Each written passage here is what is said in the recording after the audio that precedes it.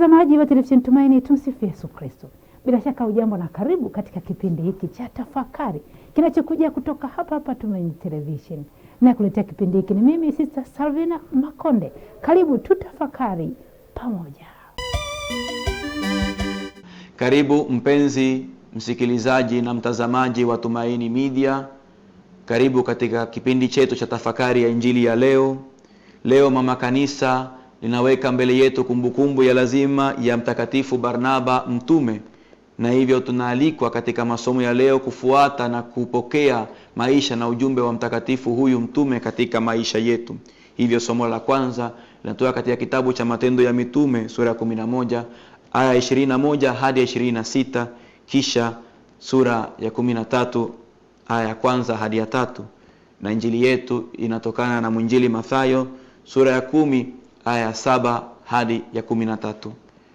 Na sasa tusikilize injili ya leo kutoka injili ilivyoandikwa na mtakatifu Mathayo. Yesu aliwaambia mitume wake, katika kuenenda kwenu hubirini mkisema, ufalme wa mbinguni umekaribia. Pozeni wagonjwa, fufueni wafu, takaseni wenye ukoma, toeni pepo. Mmepata bure, toeni bure.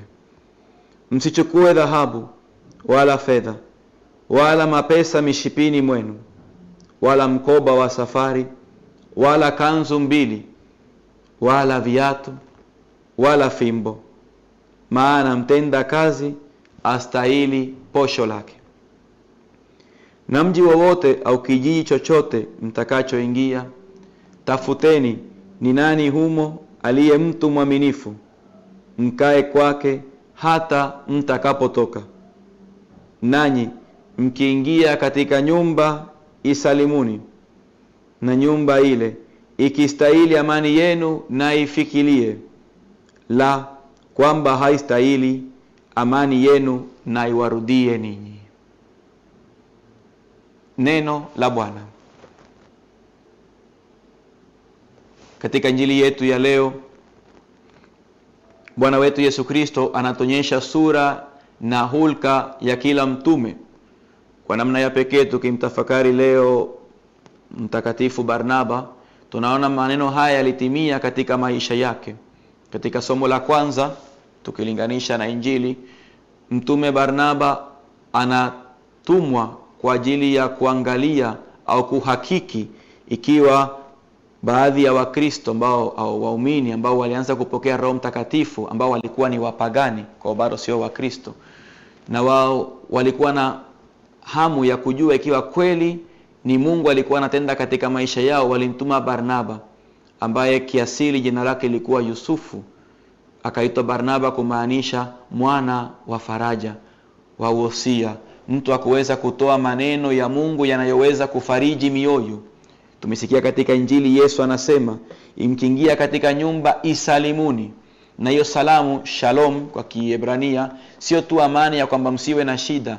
Shalom kwa Kiebrania asili yake shalam au shalem, maana yake kujazwa, kutimia, kulipa madeni yote, kuwa na hali shwari ambapo kila kitu, kila aina ya baraka unaifurahia katika maisha yako.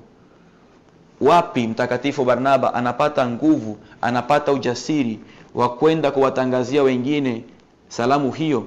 Wapi sisi tutakuwa mitume wa Kristo kweli, wanaoweza kweli kusalimu na kuwatakia, na anavyosema Yesu kwamba iwezekane kwamba amani hiyo iwafikie wengine. Kama tunasema kwenye misa, amani, ile amani ya Bwana ambayo maana yake ni amani inayoweza kushinda kila taabu, inayoweza kuonyesha kwamba Yesu Kristo ana nguvu kuliko changamoto zetu zote, kwamba pamoja na majeraha yake, pamoja na madonda yake, amesimama imara. Katika somo hilo la kwanza, Barnaba anasema kwamba maandiko yanatuambia kwamba Barnaba alifurahi kuona neema ya Mungu, alifurahi kuona kazi ya Mungu ndani ya watu. Alipata hiyo nafasi. Kwa sababu gani? Kwa sababu ndani yake alikuwa mtupu, alikuwa na ule umaskini wa roho ambao tulitafakari mwanzoni mwa wiki hii, ambapo yeye Yesu Kristo anasema, mkienda msichukue dhahabu wala fedha, msijaribu kuonekana mbele za watu, msijaribu kujionyesha, msijaribu kuwa na vitu vitakavyohakikishia kama mambo yataenda shwari, kwenda bila usalama, wakimtegemea Mungu tu, kama tulivyotafakari pia katika maisha ya Nabii Elia. Kuweza kumtegemea Mungu tu ni hali ambayo Mungu anatufanya mara nyingi, anasema nendeni, na katika kuenenda kwenu safarini. Mara nyingi tunapenda kwanza kuwa na vitu vimetulia katika maisha yetu, ndipo tuweze kujitoa kidogo kwa ajili ya Mungu, kwamba kwanza Mungu atengeneze kidogo hali yangu, familia yangu, ndipo nitaweza kumtolea Mungu. Kwanza nipate kazi, nipate ajira, nipate familia inayoeleweka, ndipo niweze kujitoa kwa ajili ya Mungu. Lakini Yesu Kristo anatualika kwanza nendeni, na huko mkienda mtaona mambo yakitendeka kwa ajili yenu. Tukimpa Mungu hiyo nafasi, tukimpa Mungu mwanya huo kwa kuruhusu yeye atembee pamoja na sisi, kama alivyowaambia mitume wake, tazameni na mimi niko pamoja nanyi siku zote.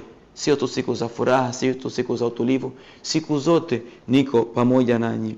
Na hivyo anatualika kuweza kuenda na kuamini kwamba mtenda kazi anastahili posho lake, kwamba Yesu anasema yeyote atakayeacha chochote kitu kwa ajili yangu atapata mara 100 katika ulimwengu huu na uzima wa milele katika ulimwengu ujao. Maana yake atapata yale ambayo moyo wake kweli unatamani.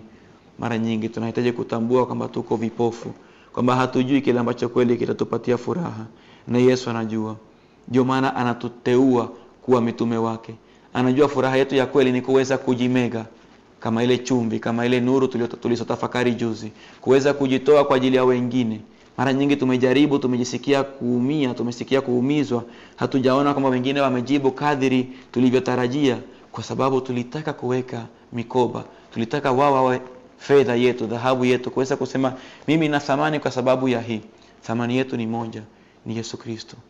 Mwangalie yeye, sikia sauti yake, tafakari neno lake, ruhusu yeye awe hazina yako pekee.